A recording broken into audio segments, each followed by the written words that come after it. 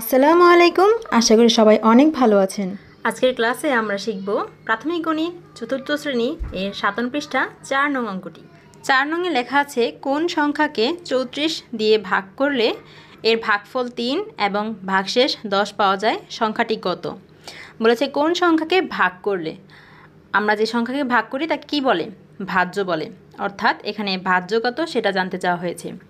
তারপর লেখা আছে 34 দিয়ে ভাগ করলে, অর্থাৎ 34 দিয়ে ভাগটা করা হবে। আমরা যে সংখ্যা দিয়ে ভাগ করি তাকে কি বলে?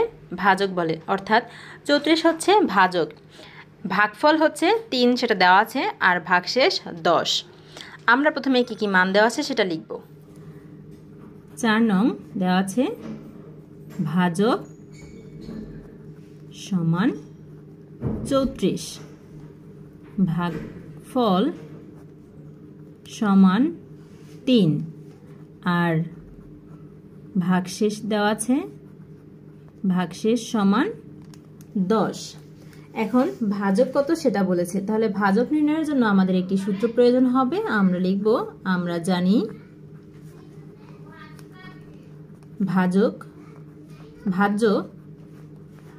ভাজ্য সমান ভাজক গুণ ভাগফল যোগ ভাগশেষ। এই সূত্রটি কিভাবে পেয়েছি আমরা সেটা একটু দেখিয়ে দিচ্ছি। দেখো, আমরা যে ভাগ করি তখন আমরা কাকে ভাগ করি? আমরা ভাজ্যকে ভাগ করি। ভাজ্যকে কি দিয়ে ভাগ করি? ভাজক দিয়ে ভাগ করি। আর ভাগ করার পর আমরা যে ফলাফল পাই সেটাকে আমরা কি বলি? ভাগফল। আর যা অবশিষ্ট থেকে যায় সেটাকে কি বলে? একদম শেষে যা অবশিষ্ট থেকে যায় সেটাকে বলে ভাগশেষ। অর্থাৎ যাকে আমরা ভাগ করি তাকে বলি ভাজ্য, যা দিয়ে ভাগ করি তাকে বলি ভাজক। ভাগ করার পর যে ফলাফল পাই সেটা হচ্ছে ভাগফল, আর ভাগ করার পর যে সংখ্যাটা অবশিষ্ট থেকে যায় সেটা হচ্ছে ভাগশেষ। আমরা একটা উদাহরণ দেখি। মনে করো আমি 10কে ভাগ করতে চাই, 10কে আমি 3 দিয়ে ভাগ করতে চাই। তাহলে 3 তিরিকে 9, ভাগশেষ হচ্ছে 1। এখানে 10 কি? 10 হচ্ছে ভাজ্য। 3 কি? 3 হচ্ছে ভাজক। এখানে এই 3টা কি? এই 3 হচ্ছে ভাগফল, আর এই যে 1 অবশিষ্ট থেকে গেল সেটা হচ্ছে ভাগশেষ। এই অংশটুকু আমরা তো ইতিমধ্যে বুঝি এবং জানি, তাই না? এখন আমাদের এই যে এখানে ভাজক দেওয়া আছে, আমাদের যে প্রশ্নটা সেখানে ভাজক দেওয়া আছে, ভাগফল দেওয়া আছে এবং ভাগশেষ দেওয়া আছে। আমাদের যেটা দেওয়া নেই সেটা হচ্ছে ভাজ্য। আমাদের ভাজ্য এর মানটা বের করতে বলেছে। তো আমরা এই যে ভাজ্য এর মানটা কিভাবে বের করব? দেখো, এখানে আমরা কিন্তু এখানে একটু বুঝাই। আমরা ভাজ্যকে কিন্তু ভাজক দিয়ে ভাগ করে ভাগফল পেয়েছি, আবার ভাগশেষটা অবশিষ্ট থেকে গেছে। অর্থাৎ এই ভাজ্যকে ভাগ করে এখানে এসেছে আর কিছু একটা অবশিষ্ট থেকে গেছে। তো আমরা যদি ভাগের বিপরীত কাজটা করি, অর্থাৎ ভাজ্যক এবং ভাগফলকে গুণ করি আর যেটা অবশিষ্ট থেকে গেছিল সেটা যোগ করে দিই, তাহলে কিন্তু আমরা ভাজ্য পেয়ে যাই। অর্থাৎ এখানে খেয়াল করো, উদাহরণের মাধ্যমে 3 আর 3 যদি আমরা গুণ করি, 3 তিরিকে 9, আর যেটা অবশিষ্ট থেকে গেছিল সেটা হচ্ছে 1। এই 9 আর 1 যদি যোগ করি তাহলে কত হবে? 10। অর্থাৎ আমরা ভাজ্য পেয়ে যাচ্ছি। অর্থাৎ এখানে আমি যদি ভাজ্য পেতে চাই তাহলে আমাদের কি করতে হবে? ভাজ্য সমান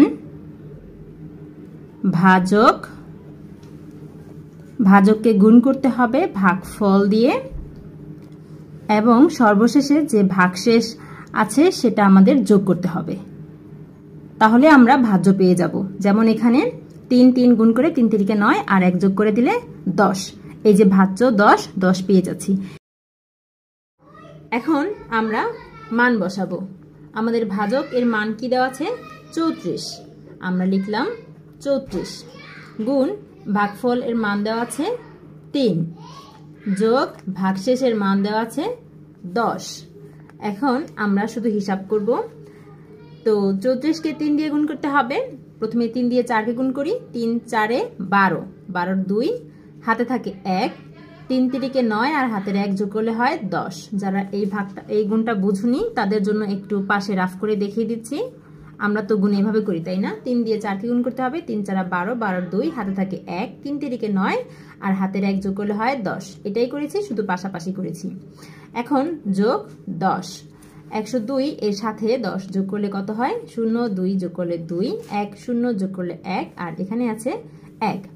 এই যে 112 পেয়েছি, এটা কি আমাদের ভাজ্য। উত্তর সংখ্যাটি কত? সংখ্যাটি হচ্ছে 112।